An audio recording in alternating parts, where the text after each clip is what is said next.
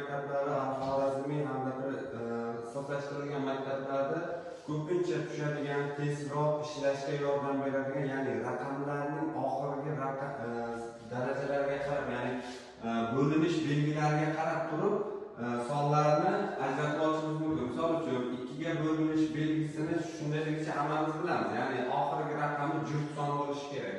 3 ga bo'linish belgisi, bu ham muammo emas, raqamlarning yaqindisi bo'lishi kerak. 4 ga bo'linish belgisi nima edi?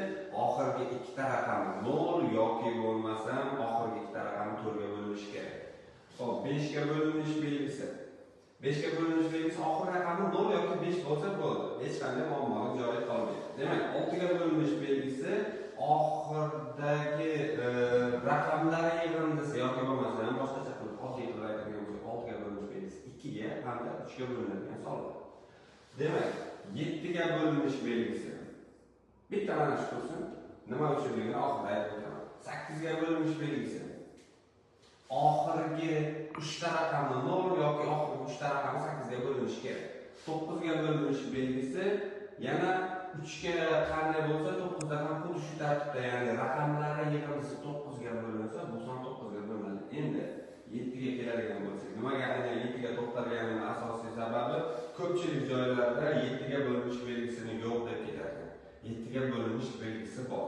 Ko'rilayotgan, aytaylik, ixtiyoriy 3 xonali son kelgan bo'lsa, shu kelgan sonning o'zini oxirgi raqamini ajratib olib, o'zidan keyingi turgan xonadagi sonlarni, ya'ni ana shu x y sonning o'zi bo'ladigan bo'lsa, o'zidan oldinda turgan sonlarni ajratib olib, shu qiymatning o'zini, oxirdagi raqamining o'zini 2 ga ko'paytirib ayirib olishim kerak.